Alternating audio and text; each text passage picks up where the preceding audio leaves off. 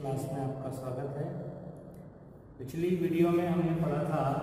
इस तरह कृष्णिका का विकिरणी स्पेक्ट्रमी ऊर्जा वितरण वक्र होता है, उसकी क्या क्या विशेषताएं होती हैं वो मैंने पॉइंट वाइज आप लोगों को समझाई थी। आज अपन जो समझेंगे क्योंकि अपने वहाँ हेडिंग लिखा था कि क्वांटम सिद्धांत की आवश्यकता क्यों पड़ी। जब पहले से फिजिक्स हमने चल रही थी, चिरसर मात्र होती थी, तो क्वांटम की आवश्यकता क्यों पड़ी, तो उसका रीजन समझाने के लिए मैं आपको बता रहा हूँ। चिरसर सिद्धांत के आधार पर दो नियम दिए गए थे जो टोटली फेल हैं। चिरसर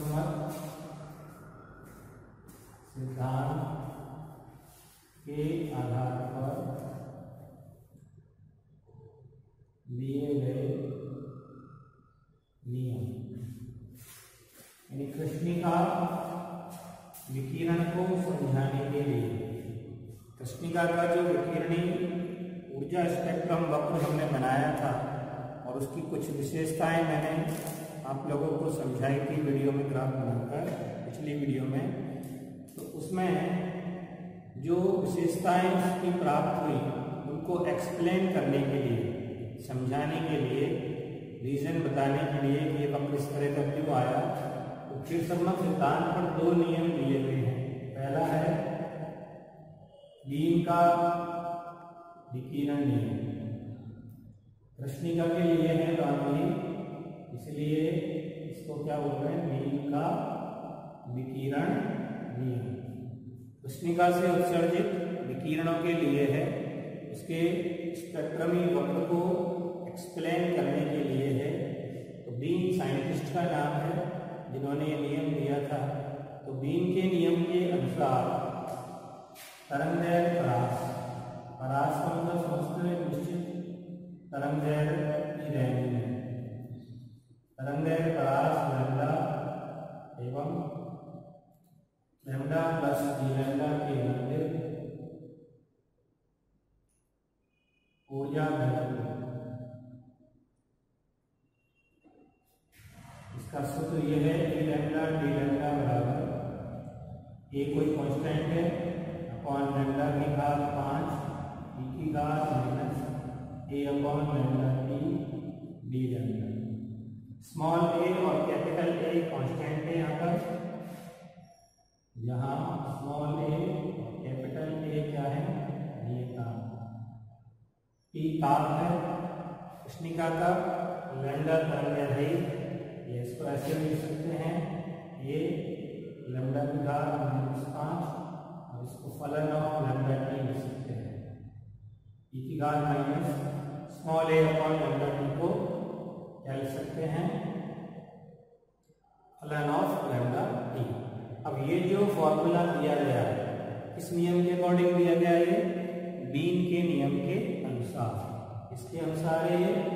बीम के नियम के अनुसार। तो ये जो फॉर्मूला दिया गया है वो केवल निम्न तरंगदैर्घ्य विकिरणों के लिए ही यथार्थ है। मतलब क्या है, पिछली वीडियो में जो मैंने तुमको वक्र बनवाया था एक अलग अलग टेम्परेचर पर कृष्णिका से उत्सर्जित विकिरणों की उत्सर्जन क्षमता ई लैम्डा और तरंगदैर्घ्य लैम्डा जो वक्र बनाया था, तो इस तरह का वक्र आता है, ठीक है। तो ये जो इधर वाला पार्ट है यहाँ पे मैक्सिमम मान होता है, ये उत्सर्जन क्षमता क्या होती है, मैक्सिमम, इसके संगत तरंगदैर्घ्य को लैम्डा एम M4 मैक्सिमम। तो इस मैक्सिमम मान के इधर वाला जो ग्राफ है वो किसके लिए है, लघु या निम्न कह सकते हैं, शॉर्ट, कम तरंगदैर्घ्य, निम्न तरंगदैर्घ्य विकिरणों के लिए। ये वक्र पिछले वीडियो में बनाया, उसको समझाया था। और इधर जो है वाला पार्ट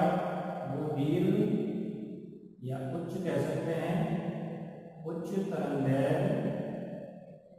विकिरणों के लिए। क्योंकि सिंपल सी बात है कि लैम्डा के और ई लैम्डा का ग्राफ है, इधर लैम्डा का मान बढ़ता जा रहा है, इसके संगत मैक्सिमम क्षमता होती है, उत्सर्जन क्षमता, यानी इस तरंगदैर्घ्य वाली विकिरणों की मात्रा सबसे ज़्यादा उत्सर्जित होती है, इसलिए अपन इसको लैम्डा एम से शो करते हैं, एम फॉर मैक्सिमम होता है। तो इसके इधर वाला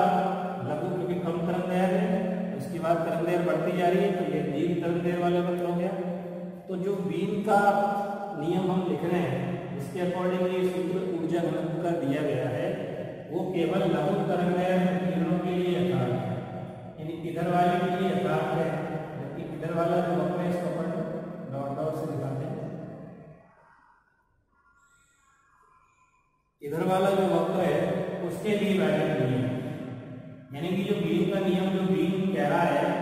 कि ऊर्जा घनत्व का ये फॉर्मूला होना चाहिए, ये फॉर्मूला केवल एग्जिस्ट करता है किसमें, लघु तरंगदैर्घ्य विकिरणों के लिए, यानी दीर्घ तरंगदैर्घ्य वाले विकिरणों के लिए इस वक्र को समझाने में बीम का नियम असफल है। केवल निम्न तरंगदैर्घ्य या लघु तरंगदैर्घ्य विकिरणों के लिए जो वक्र है कंटिन्यूअस ये, इसको तो समझा सकता है बीम का नियम,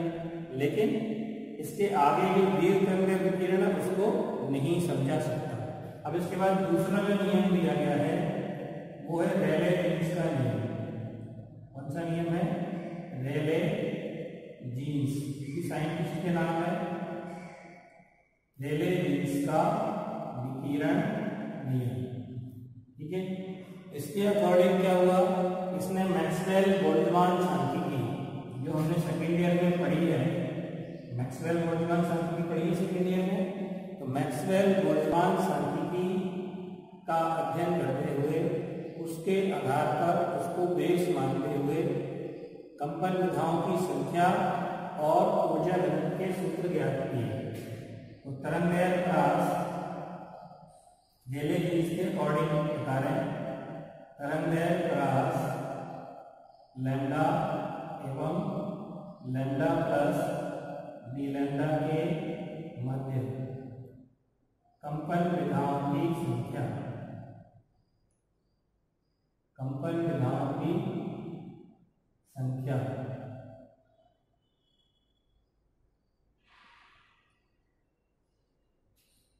यूनिट फर्स्ट चल रही है अपनी, कल पेपर चल रहा है। कंपन विधाओं की संख्या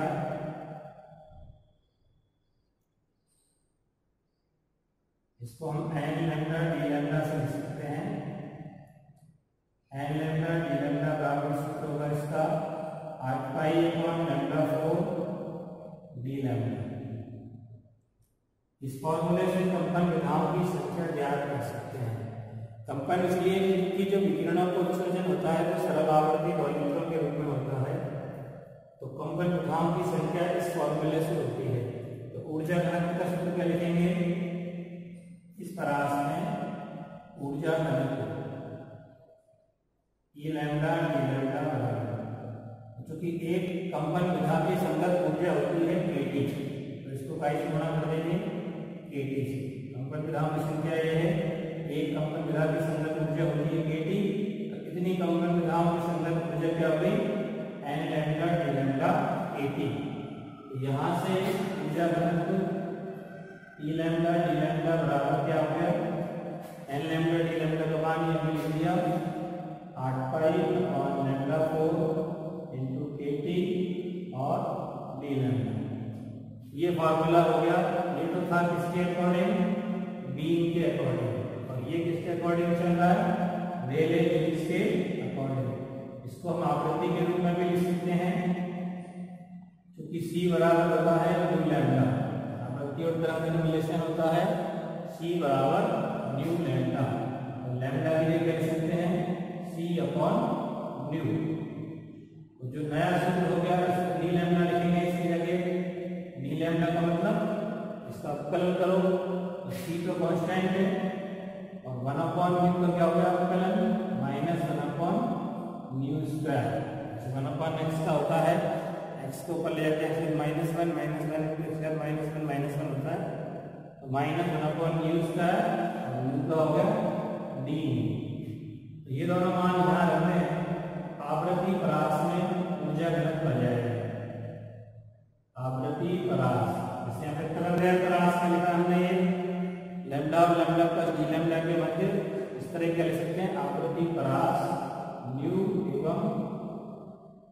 प्लस बी न्यू के मध्य ऊर्जा घनत्व, इसको हम लिखेंगे ई न्यू डी न्यू द्वारा। ठीक है, अब इसमें ऊपर वाले सूत्र में 8 पाई का कांस्टेंट है, केटी भी एवरेज है और लैम्डा की वैल्यू सी अपॉन न्यू, 4 घात है, सी की घात 4 और न्यू की घात 4 ऊपर बढ़ जाएगी और इनटू डी लैम्डा की value minus C upon nu square into D nu. ठीक है, तो एक सी कट जाएगा, 4 में 3 घात कट जाएगी और 2 न्यू की घात कट जाएगी,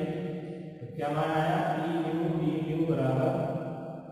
माइनस की आवश्यकता नहीं है क्योंकि ये परिमाण है, केवल परिमाण में माइनस प्लस की कोई वैल्यू नहीं होती, मान है, तो आर पाई के टी अपॉन सी क्यू, एक घात कट गई यहाँ से 3 रह गई और न्यू स्क्वायर डी न्यू। तो आवृत्ति परास के रूप में ये सूत्र हम लिख सकते हैं। ठीक है, अब ये जो सूत्र है कौन सा, रेले जीन्स का बीम का नियम हमने समझ लिया, वो केवल लघु तरंग विकिरणों के लिए ही यथार्थ है, और जो रेले जीन्स का नियम आया वो जो है केवल दीर्घ तरंग विकिरणों के लिए यथार्थ होगा, लघु तरंग को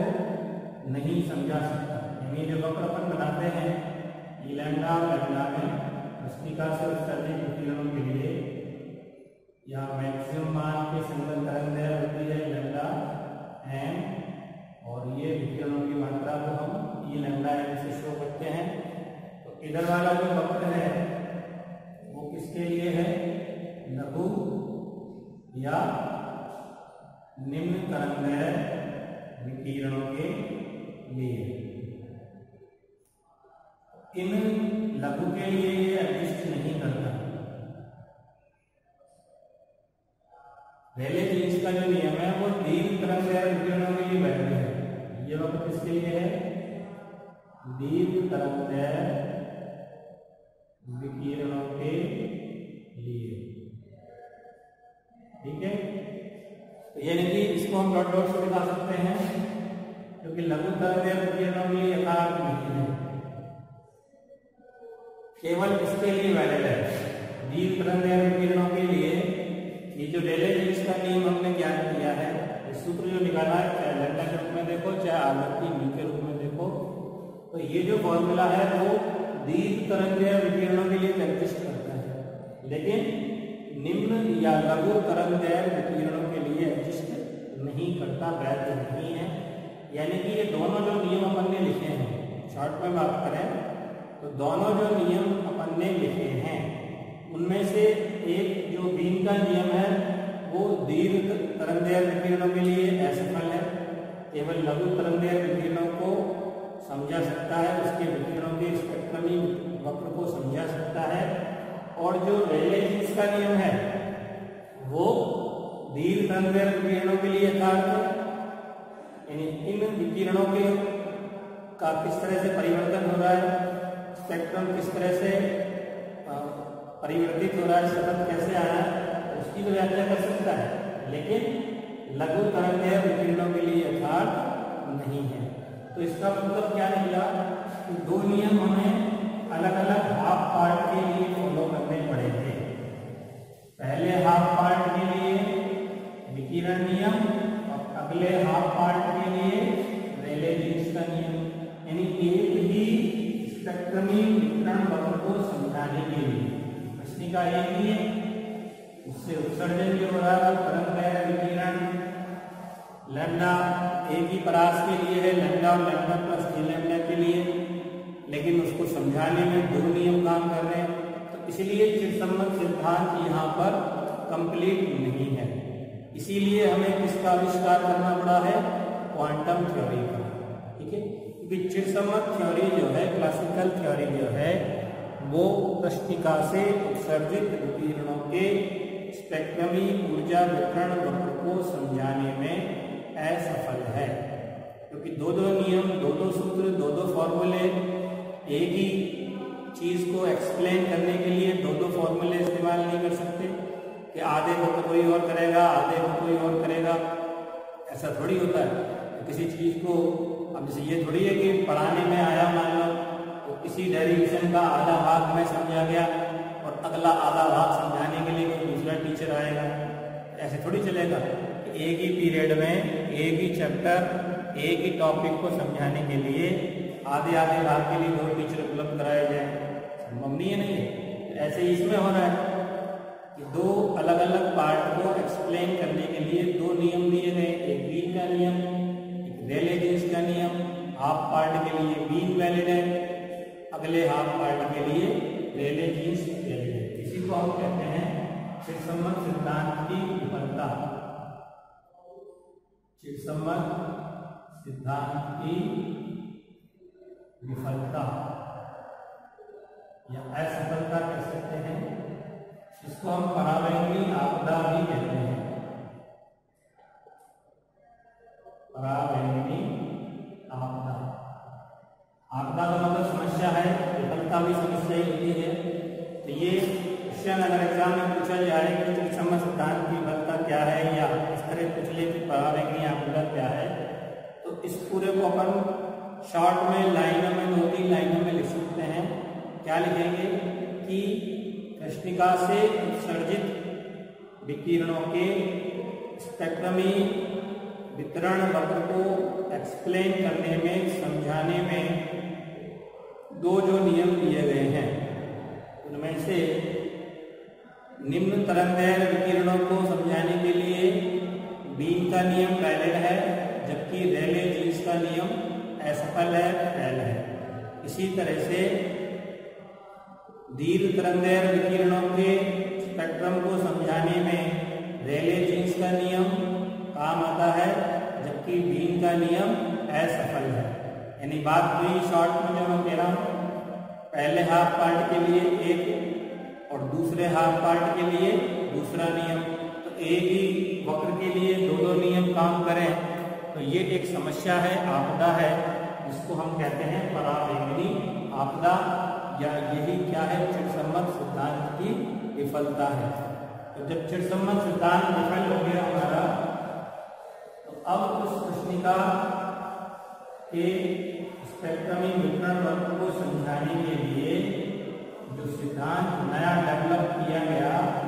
वो क्या है, क्वांटम सिद्धांत। और वो क्वांटम सिद्धांत किसके आधार पर दिया है, प्लांक की परिकल्पना के आधार पर। यहाँ पे नेक्स्ट हेडिंग हम लिखेंगे प्लांक की परिकल्पना के आधार पर कृष्णिका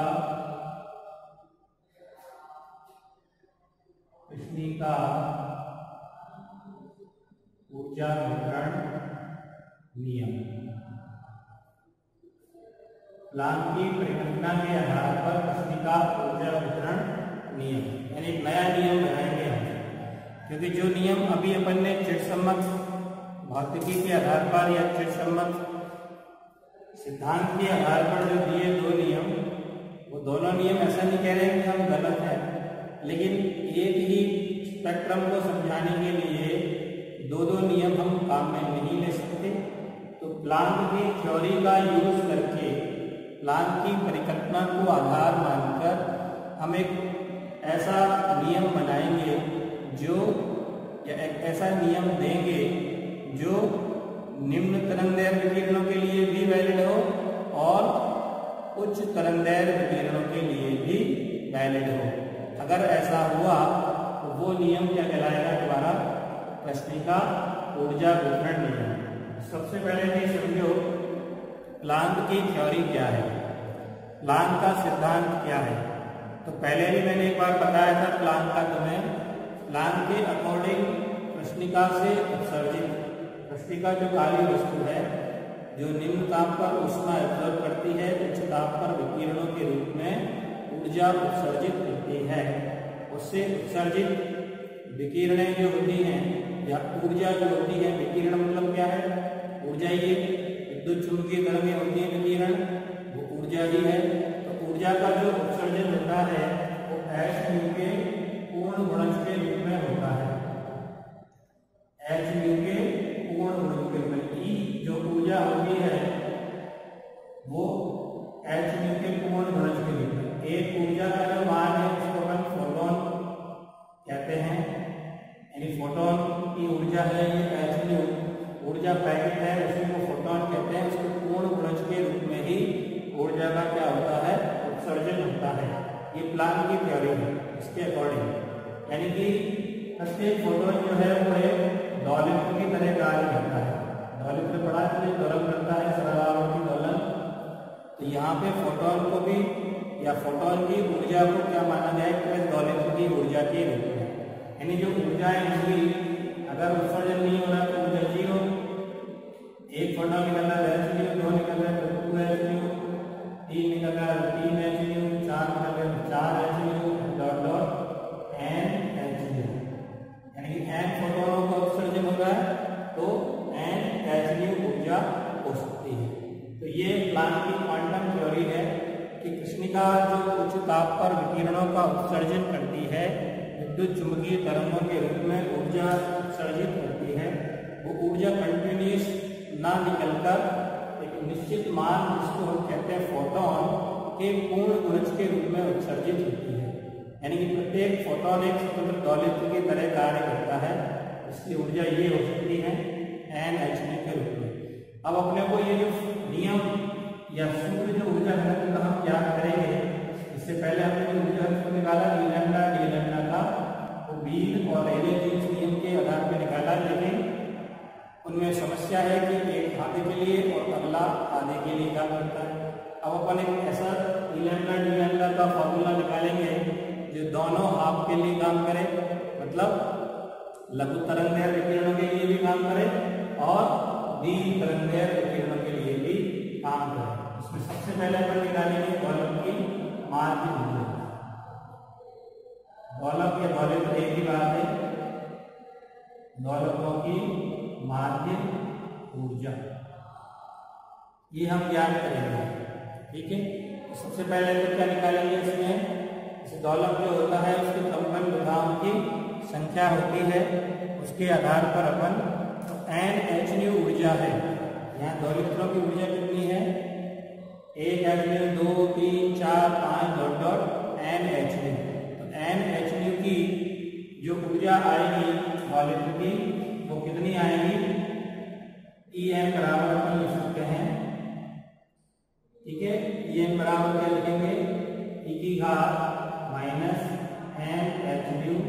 अपॉन 80। ऊर्जा nhν है, मैक्सवेल बोल्ट्जमान सांख्यिकी का उपयोग किया है इसमें, एमबी सांख्यिकी जो है मैक्सवेल बोल्ट्जमान सांख्यिकी, उसका उपयोग करें तो यहाँ पे जो कंपन एक दोलित्र की ऊर्जा है, उन ऊर्जा जब लिखेंगे तो En एक की ऊर्जा कितनी है हमें, n दोलित्र की nhν, तो nhν से गुणा करते हैं इसको, nhν इंटू e की घात माइनस nhν अपॉन 80, और इसका समीकरण करते हैं सभी दोलकों की कुल ऊर्जा आ जाएगी nhν इंटू e की घात माइनस nhν अपॉन 80। और माध्य ऊर्जा निकालनी है, माध्य ऊर्जा कैसे लिखते हैं, माध्य ऊर्जा को ई बार से लिखा सकते हैं, तो कुल दोलकों की ऊर्जा अपॉन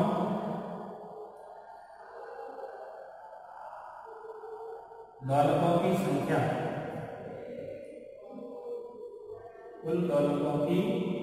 संख्या। अब संख्या यहाँ पे ऊर्जा की कंपन विधाओं की संख्या n है, ऊर्जा की हो गई, एक दोलक की ऊर्जा nhν होगी, तो कुल दोलकों की संख्या को अपन समेशन n लिख सकते हैं, जो इसका मान होगा, यानी कि समेशन कुल ऊर्जा तो ई है और समेशन n लिख सकते हैं। तो माध्य ऊर्जा ई बार बराबर क्या हो गया हमारा मान, समेशन nhν e की घात minus nhν upon 80 upon summation e की एंट्री कांस्टेंट लगा सकते हैं ए, इसकी कोई आवश्यकता नहीं है, चाहे तो लगा सकते हैं ए के रूप में, तो यहाँ पे भी लिख सकते हैं इसको ए और ये ए, ऐसे भी आवश्यकता पड़ेगी इसमें कट जाएगा तो इससे ए कट जाएगा। N H D upon K T हो गया e की घात minus N H D upon K T. अब इसको अपन सॉल्व करें तो H D upon K T को क्या मान लेते हैं, H D upon K T को मान लेते हैं एक्स, माना H D upon K T बराबर एक्स, एच डी बराबर क्या लिख सकते हैं एक्स के टी, ठीक है। ये समीकरण क्या हो गया, अभी इसको फिलहाल समीकरण में लिख देते हैं ए, ई बार बराबर क्या है समेशन एन एच डी के लिए क्या हो गया एक्स के टी इंटू ई की घात माइनस एन एक्स, इसको हमने एक्स मान लिया, अपॉन नीचे भी समेशन ई की घात माइनस एन एक्स, ठीक है। H D upon K T हमने एक्स लिख दिया, या इसको अपन क्या लिख सकते हैं हम ई बार बराबर, इसमें से हम बाहर लिखते हैं एन के टी को बाहर लिखते हैं, एन के टी को बाहर लिख दिया, समेशन एक्स टी की घात minus N X upon summation T की घात माइनस एन एक्स, ठीक है। अब हमने यह मान लिया, इसको अपन क्या फलन के रूप में लिख सकते हैं, इसको अगर इसको फलन के रूप में लिखें तो क्या लिख सकते हैं, देखो बताओ क्या लिख सकते हैं, इसको हम डी अपॉन डी एक्स के रूप में लिखना चाहते हैं, मैं बता रहा हूं लिखिए माइनस एक्स के टी और डी अपॉन डी एक्स और समेशन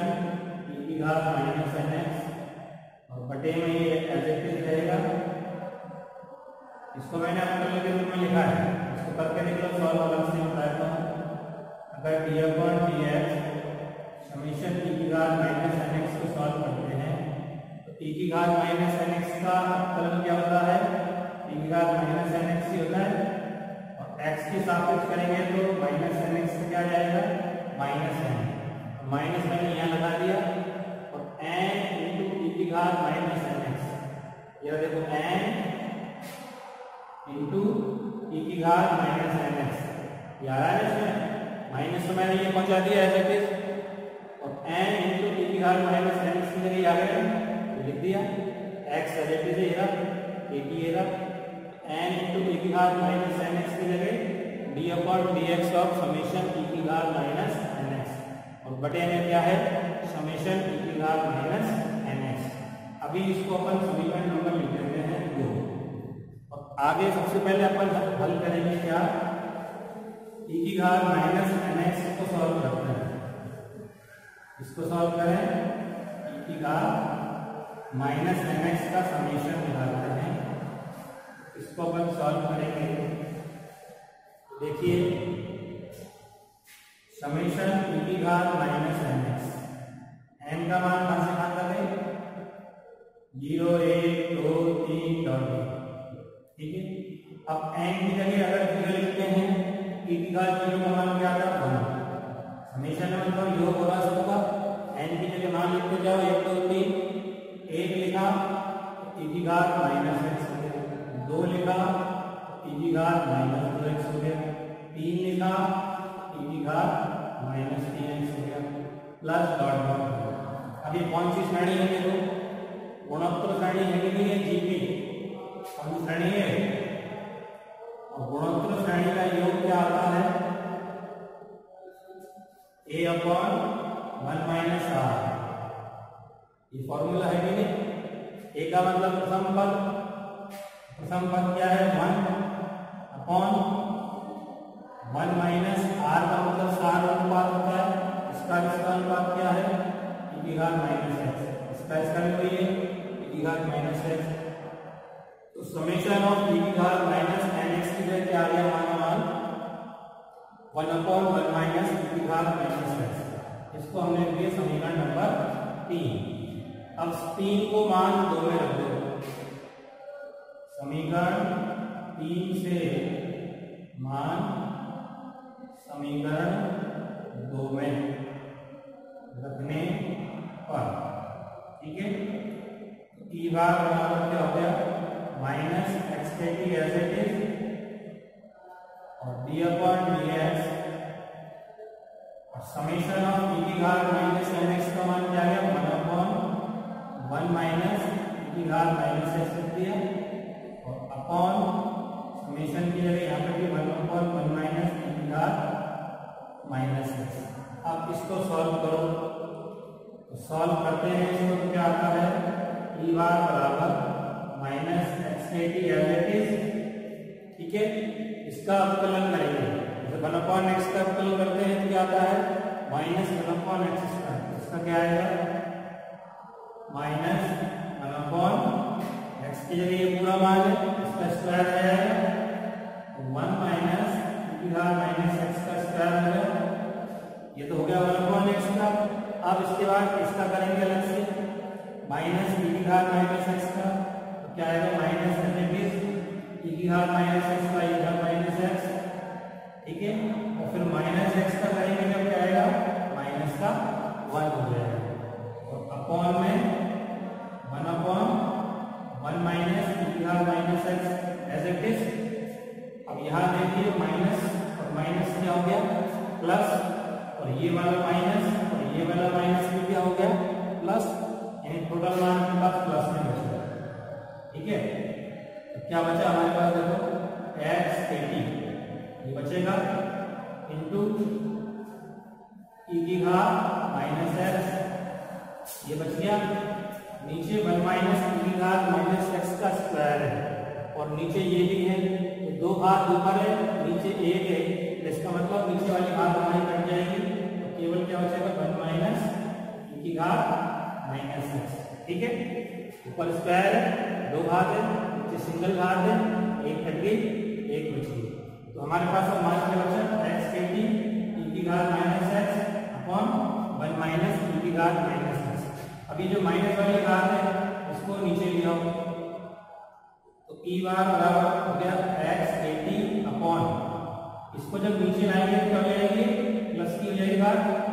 ई की घात एक्स प्लस की हो गई 1 माइनस ई की घात माइनस एक्स। और अब इसके बाद क्या हो जाएगा,